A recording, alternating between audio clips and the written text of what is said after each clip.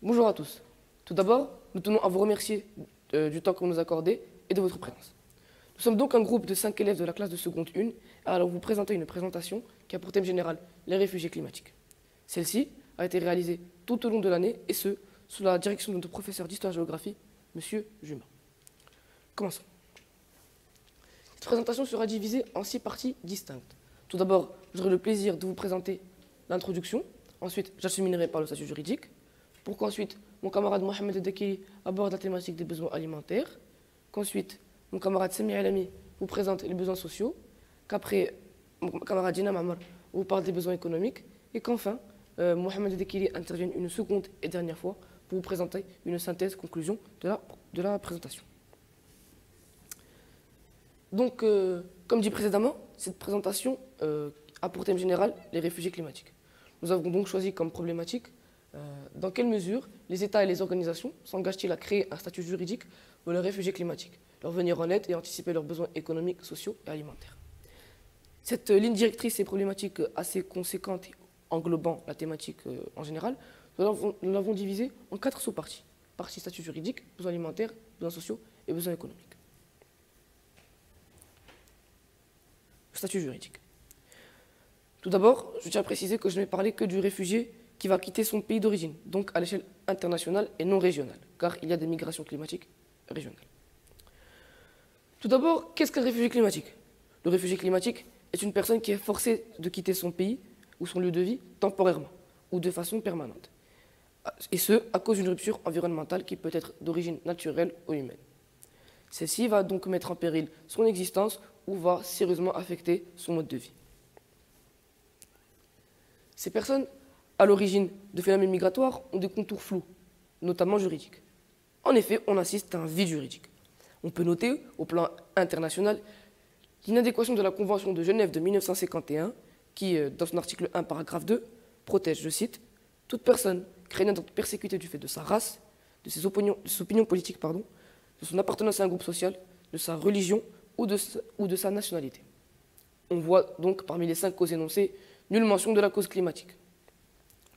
Il faut également faire observer que le Haut Commissariat des Nations Unies pour les réfugiés a publié en 1979 un guide de procédures et critères à appliquer pour déterminer le statut de réfugié au regard de la Convention de 1951.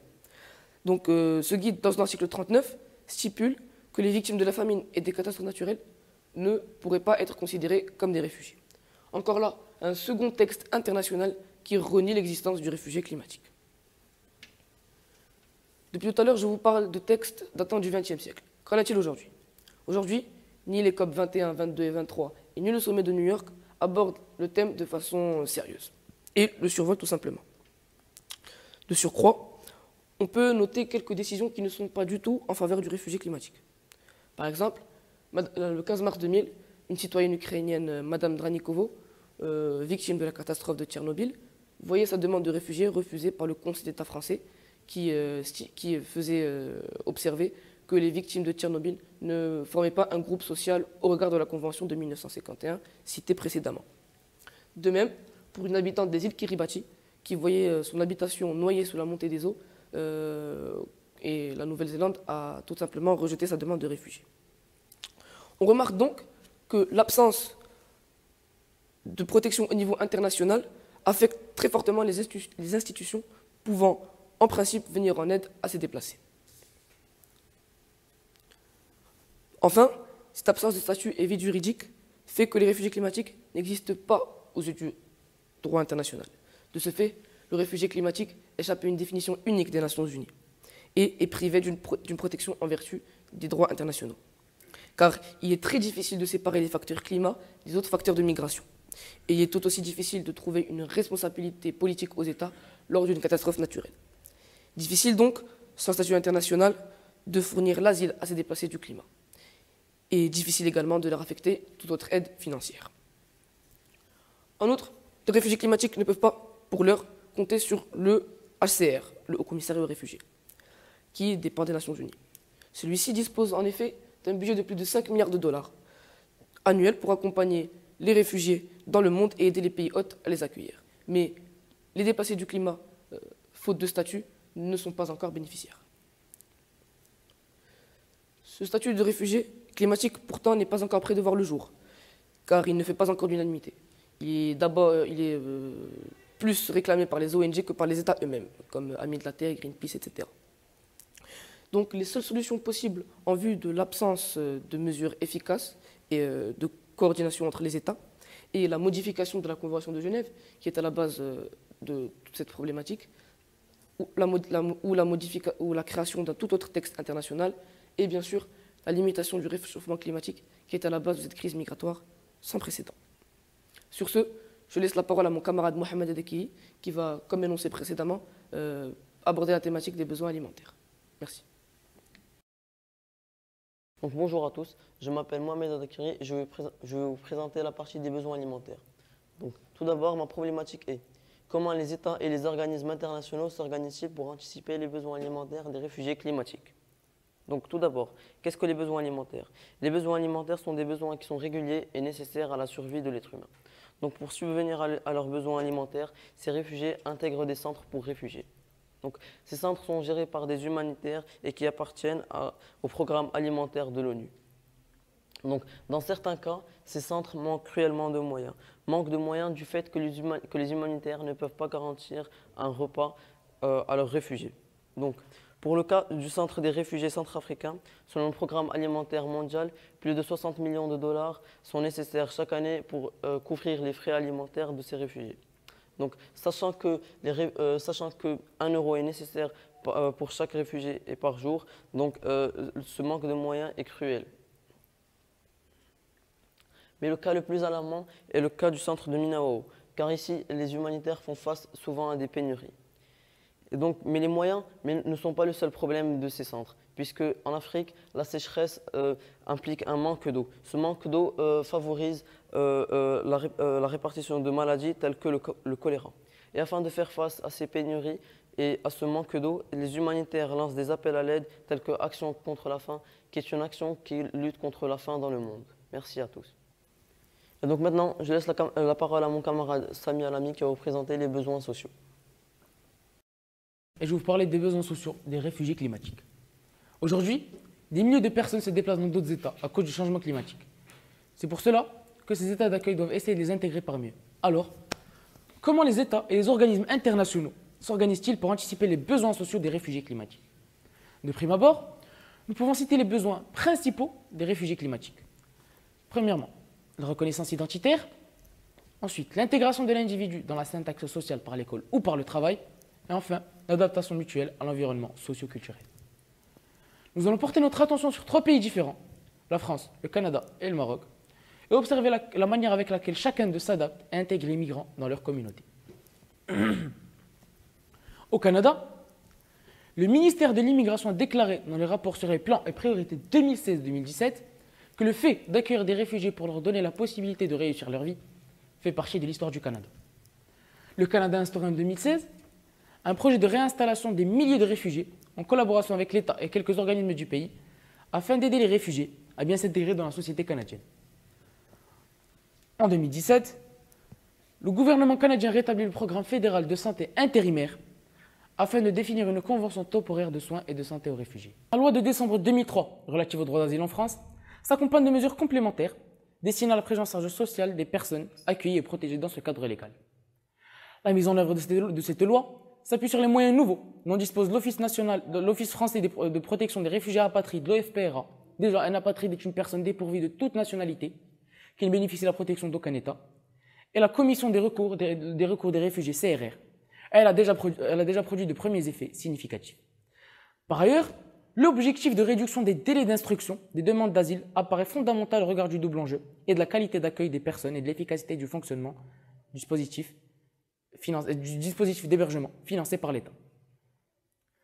L'évaluation de la politique sociale menée en direction des demandeurs d'asile et réfugiés ne peut s'affranchir de ce point cardinal. Des mesures complémentaires relatives à la prise en charge sociale des demandes d'asile, des réfugiés ou bénéficiaires de la protection subsidiaire sont en préparation.